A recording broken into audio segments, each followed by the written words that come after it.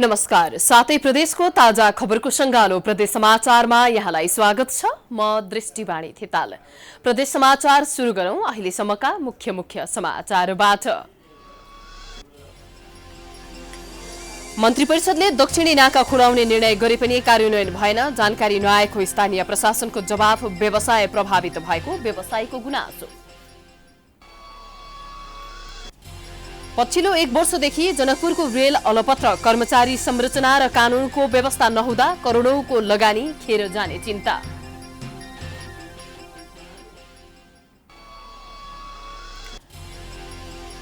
लुम्बिनी प्रदेशको दाङमा विद्युतको महसुल बुझाउन गरिएको अनलाइन व्यवस्था प्रभावकारी भएन। सेवाग्राही नै कार्यालय आएर भेटभाट गरेको प्रशासनको गुनासो। र अझै खुलेन लुम्बिनी प्रदेश यातायात कार्यालयको सवारी चालक अनुमति पत्रको सेवा। यातायातको ढिला सुस्तीका कारण प्रदेशका हजारौं सर्वसाधारण मारमा।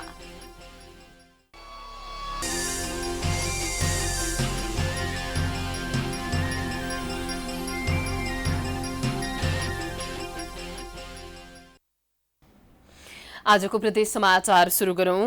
प्रदेश मन्त्री परिषदले दक्षिणी नाका खुल्ला गर्ने निर्णय गरे पनि कार्यान्वयन नभएको सम्बन्धी समाचारबाट।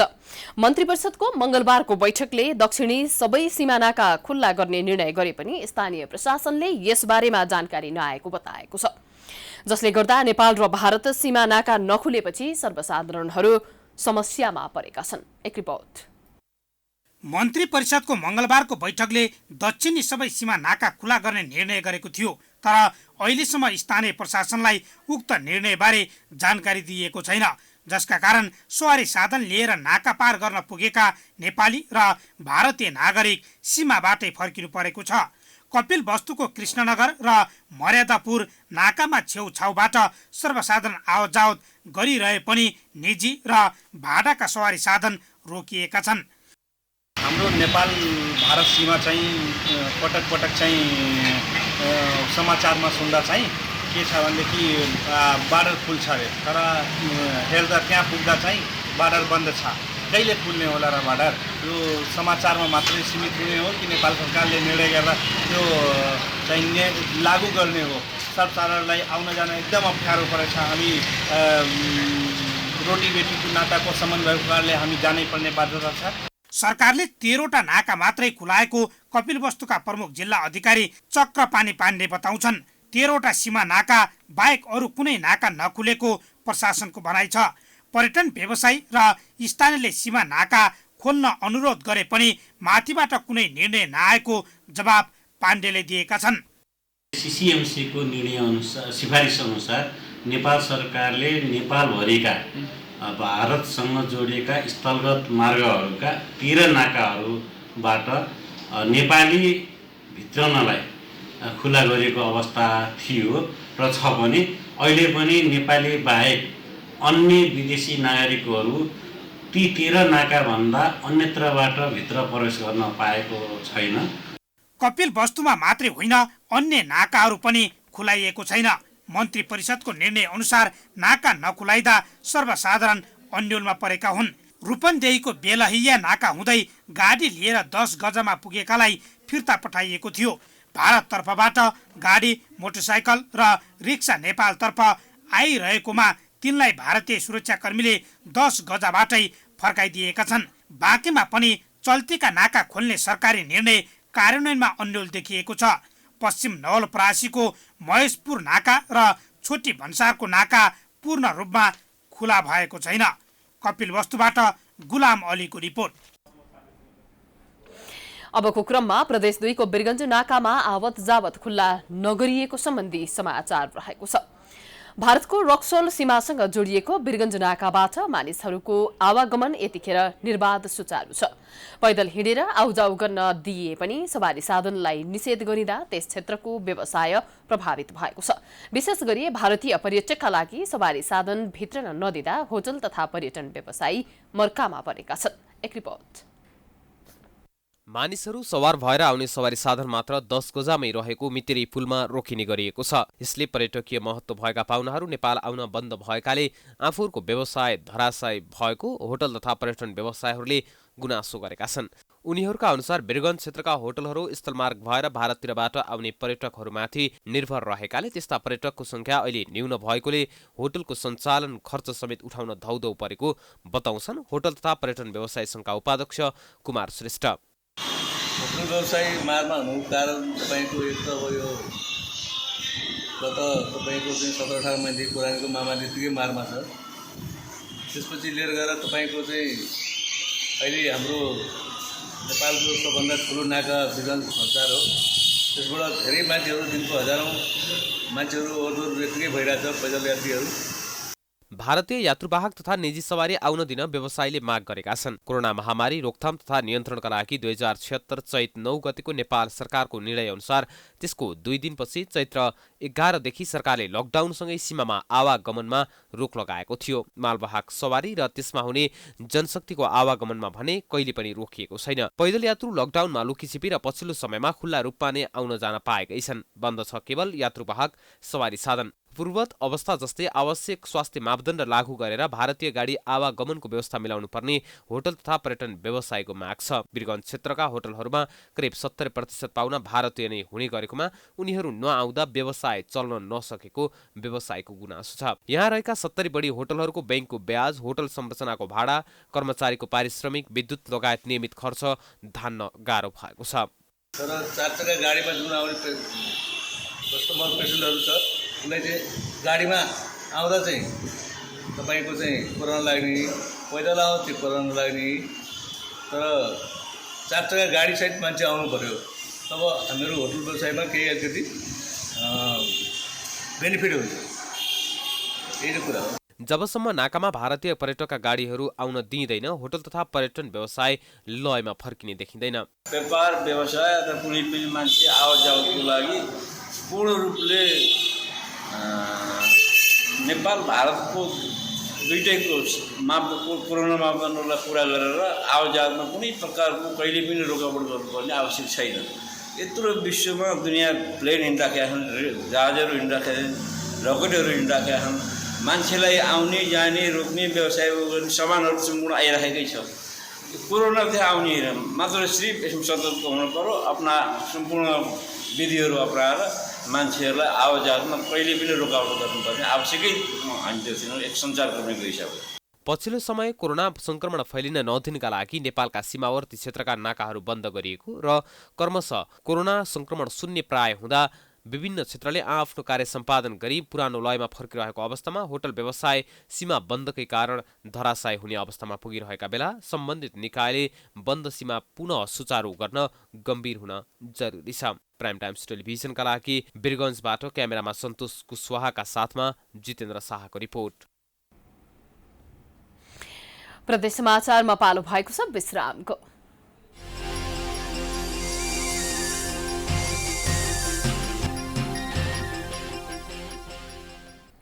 विश्रामपछि प्रदेश समाचारमा स्वागत छ। अब लागौं 2वटा रेल नेपाल भित्र्याएको 1 वर्ष पनि पुगिसकेको छ र रेल भने सञ्चालन हुन सकेको छैन। सोही समाचारतर्फ गत वर्षको असोज 3 गते नेपाल सरकारले तामझामका साथ 2वटा रेल नेपाल भित्र्याएको थियो। तर किनेको नयाँ रेल पनि थन्किएको 1 वर्ष भएको छ। रेल छोपेको पाल समेत च्यातिएर रेल नाङ्गिएको छ। एक रिपोर्ट। कर्मचारी भर्ना प्रक्रियाको जटिलताका कारण रेलको स्थायी सञ्चालन प्रक्रिया अनिश्चित हुनाले धनुषाको जनकन्दनी गाउँपालिकाको इनरवा स्टेसनमा पाल ओढाएर राखिएको रेल अल्पत्र जस्तै बनेको छ। नेपाल सरकारको स्वामित्व भएको रेल गत वर्ष भारतको हाजीपुरबाट जयनगर हुँदै जनकपुर धाम कुर्था रेलवे स्टेसनसम्म पुर्याइएको थियो। पहिलो पटक रेल चल्ने कुराले जनकपुरवासीमा पनि खुसीको सीमा थिएन। रेल आएपछि चल्ने र सबैलाई सहज हुने आशा बोकेका सर्वसाधारणले सरकारको प्रशंसा पनि गरे। तर रेल आएको वर्ष दिन बित्दा पनि रेल चल्ने अझै सुरसार छैन। रेल चलाउन आवश्यक भौतिक पूर्वाधार, कर्मचारी र कानुनको अभावमा 1 वर्षदेखि भएको रेल पनि थन्क्याउनु पर्ने बाध्यता छ। निकै उत्साह र धुमधामका साथ हर्न बजाएर आफूहरू नै लागेर भित्र्याइएको रेल वर्ष दिनदेखि पालमुनि थन्किएपछि स्थानीय निराश बनेका छन्। अब जहिया से रेल के कार्यक्रम जे भेले शुरुआत तहिया से लोग कहलकै कि सब कहलकै कि बहुत जल्दी चलते चलते चलते गाड़ी के बढ़ा दिलकै ये ढाल ढाल न गाड़ी चलले न कुछ चलले जो हाल रोजगार लोग करते सेहो बंद भ गेलै ओहि के चलते जनता सब भूख पड़ि रहल एक लेखे। रेल भित्र्याउने समयमा 1 महिनामा कर्मचारी भर्ना गरेर चलाउने भनिए पनि कर्मचारी भर्ना प्रक्रिया पेचिलो भन्दा रेल सञ्चालन अनिश्चित बनेको हो। भारतको जयनगरबाट जनकपुरसम्म रेल चल्ने हल्ला भए पनि अहिलेसम्म नचल्दा सीमावर्ती क्षेत्रका स्थानीयहरूको रेल चढ्ने आशा निराशामा परिणत भएको छ। रेल चलेको भए सदरमुकामसम्म आवत जावत सहज हुनुका साथै बालबालिकाहरूलाई पढ्न जानका लागि लामो बाटो प्रयोग गर्नुपर्ने बाध्यताको अन्त्य हुने थियो। तर लामो समयको पर्खाइ पश्चात पनि रेल सञ्चालनमा नआउनुले सदरमुकामसम्म वर्षातको बेला त झन पुग्नै समस्या हुने बताउँछन् एक स्थानीय। 2 साल से गाड़ी ये जब बैठल है हाल रोजगार लोग करते साफे नहीं हुई है। बहुते जनता सब गुजरात करते सब भूखमरी है। आदमी के जाए आबे में बड़ दिक्कत हुई है। गाड़ी ढाल है जब पुरान भैल जाए के जनकपुर में डेरा है विद्यार्थी सब। हाँ विद्यार्थी और के जयनगर में डेरा है विद्यार्थी जाए आबे में बड़ा दिक्कत हो जाए है। सञ्चालनको तयारी हुँदा कर्मचारी अभाव, संरचना हस्तान्तरण, कानुन अभाव, झ्यालढोका तथा अन्य संरचना निर्माण ढिलाइ हुँदा रेल सञ्चालन रोकिएको अधिकारी निरञ्जन कुमार झा बताउँछन्। उनी भने क्यामेराको अगाडि भने आउन चाहेनन्।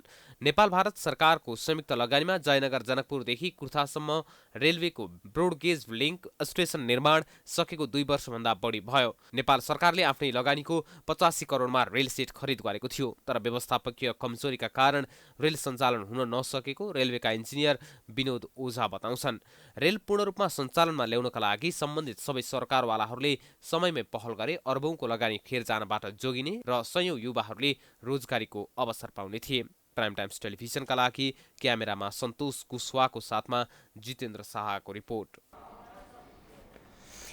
अबको क्रममा लुम्बिनी प्रदेशको दाङमा विद्युतको महसुल बुझाउन गरिएको अनलाइन व्यवस्था प्रभावकारी नभएको सम्बन्धी समाचार रहेको छ। प्रदेश समाचारमा दाङमा तुलसीपुर, घोराही र लमहीमा विद्युतको महसुल बुझाउने गरिन्छ। विद्युतको महसुल बुझाउनका लागि कार्यालयले अनलाइन सेवाबाट व्यवस्था मिलाएको भए तापनि सेवाग्राहीले भने त्यसलाई विश्वास मान्दैनन्। एक रिपोर्ट। समयभन्दा अहिले भिडभाड गर्दा कोरोनाको जोखिम उत्तिकै छ। तर सरकारी कार्यालयहरू मध्ये धेरै भिडभाड हुने कार्यालय पनि विद्युत पनि एक हो, जहाँ विद्युतको महसुल बुझाउन सेवाग्राहीको भिडभाड हुने गर्दछ। कार्यालयहरू सेवाग्राहीहरूलाई राहत पुगोस् भनेर अनलाइनबाट नै महसुल बुझाउने व्यवस्था गरेको भए तापनि सेवाग्राहीहरूमा भने कार्यालयमा लाइनका लाइन बसेको पाइन्छ। अब अनुभव त हामीलाई गाह्रै हुन्छ। टाढाबाट आउनुपर्छ, लाइन कुर्नुपर्छ, अनि लाइन कुरेर पनि कहिले केही मिल्दैन, फर्केर जानुपर्छ, अनि अर्को दिन आउनुपर्छ। गाह्रो त गाह्रै छ हामीलाई।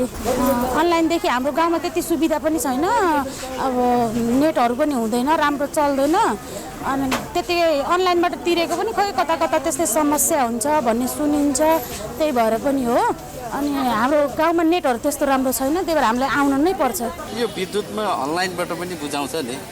त्यो त थाहा भएन, हामी त यहीँ आउँदा सधैँभरि यहीँ आएर बुझाउनुहुन्छ? अहिलेसम्म अनलाइनमा बुझाउने भन्ने थाहा छैन? थाहा छैन। अनलाइनबाट अहिलेसम्म बुझाएन, अझ कम यहाँ त अहिले। कार्यालयमा दैनिक सयौंको संख्यामा सेवाग्राहीहरूमा महसुल बुझाउन आउने गरेका छन्।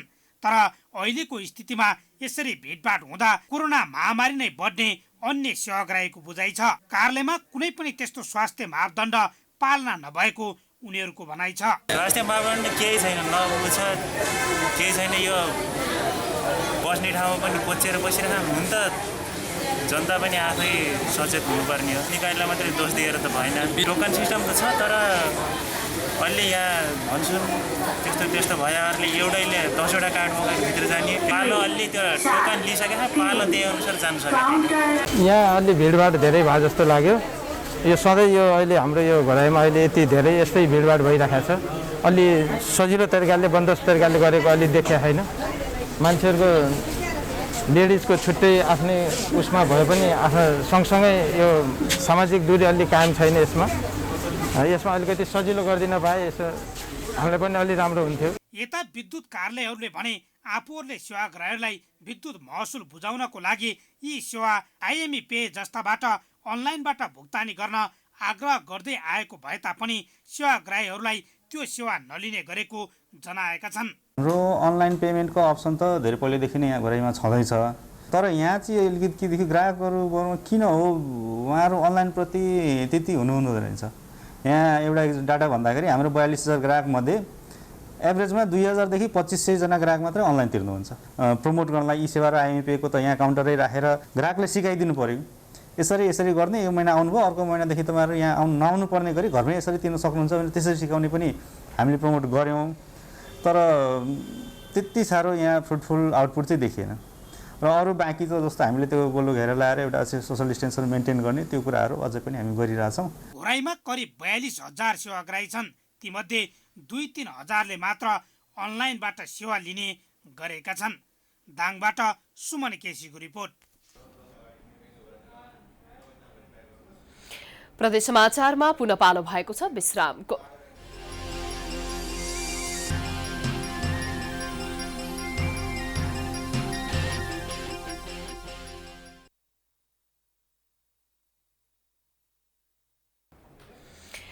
प्रदेश समाचारमा विश्रामपछि पुनः स्वागत छ। अब प्रदेश समाचारको अन्त्यमा लुम्बिनी प्रदेशको कपिलवस्तुमा देखिएको लाइसेन्स सम्बन्धी समस्याबारे समाचार रहेको छ। कपिलवस्तु प्रदेशको प्रादेशिक यातायात कार्यालयले सवारी चालक अनुमति पत्रका लागि आवेदन नखोल्दा हजारौं नागरिक मारमा परेका छन्। कोरोना महामारीका कारण प्रभावित भएको लाइसेन्स सेवा रोकिएकै कारण कतिपयले लामो समयसम्म चिटका भरमा सवारी साधन चलाएका छन् भने नयाँ परीक्षार्थीले कहिले परीक्षा दिन पाउने र लाइसेन्स लिने भन्ने अन्योल देखिएको छ। यसको मारमा लुम्बिनी प्रदेशका हजारौं नागरिक परेका छन्। सवारी चालक अनुमति पत्र नहुँदा ट्राफिक प्रहरी जाँचमा 500 देखि 1000 जरिवाना तिर्न बाध्य भएको सर्वसाधारणहरू बताउँछन्। सरकारले चाँडोभन्दा चाँडो अनुमति पत्रको आवेदन र प्रयोगात्मक परीक्षा खुलाउनु पर्ने माग सर्वसाधारणले गरिरहेका छन्। सरकारले लामो समयदेखि जुन तपाईँको यो लाइसेन्स छ, यो लाइसेन्सलाई बन्द गरेर सर्वसाधारण अत्यन्तै भड्कामा परेका छन्। किनभने अब तपाईँको यो लाइसेन्स मार्फत कतिले ट्रक बसहरू चलाएर आफ्नो जीविकोपार्जन गर्दाका थिए। त्यस्ता सक्षम व्यक्तिहरू पनि आज सरकारले लाइसेन्स बन्द गरेको कारणले गर्दाखेरि हातमा लाइसेन्स नभएको कारणले आज जीविकोपार्जन गर्न गाह्रो छ। कोभिडको बेलामा त उनीहरूले सहे, तर अहिले कोभिड सामान्य भइसकेपछि पनि उनीहरू किन आफ्नो जीविकोपार्जन गर्ने एउटा माध्यम थियो, एउटा सिप थियो, त्यसलाई लगाउन सकेछन्। बारम्बार समस्या आउने चालक अनुमति पत्र वितरणको काम कोरोनाका कारण लामो समयदेखि बन्द जस्तै छ। अनुमति पत्रको आवेदनमा भइरहेको ढिलाइ र चिटका कारण लामो समय सवारी साधन चलाउँदा शास्ति बेहोर्नु परेको गुनासो सर्वसाधारणले गर्ने गरेका छन्। देशमै भनौँ पुरै खाली जिल्लाको मात्र कपिलवस्तु जिल्लाको के भनौँ लाइसेन्स ड्राइभिङ लाइसेन्सको लागि यति हत्तो भइरहेछ। मान्छेहरू चाहिँ जान्छन्, आफ्नो गाडी लिएर जान्छन्, त्यसमा चाहिँ अब ट्राफिकहरूले रोक्छ, फेरि सोध्छ लाइसेन्स देखाऊ भनेपछि। अब लाइसेन्स बन्दै भयो भने बनाउनै छोडियो भने सरकारले त यो यस्ता समस्याहरू त भोग्नुपर्छ। अब त्यसको लागि या त व्यवस्था गर्नु पर्यो सरकारले, नेपाल सरकारले व्यवस्था गरिदिनु पर्यो कि ल अब यो जिल्लामा हुनु पर्यो र यसलाई तुरन्तै सञ्चालन गरिदिनु पर्यो।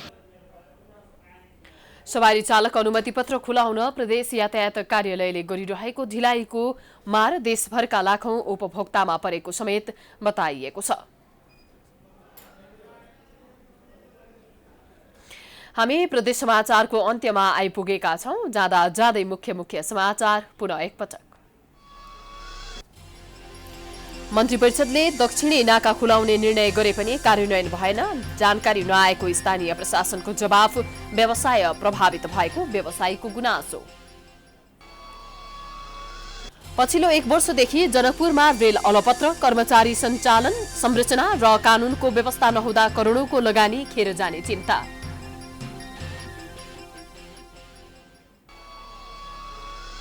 लुम्बिनी प्रदेशको दाङमा विद्युतको महसुल बुझाउन गरिएको अनलाइन व्यवस्था प्रभावकारी भएन। सेवाग्राही नै कार्यालय आएर भिडभाड गरेको प्रशासनको गुनासो।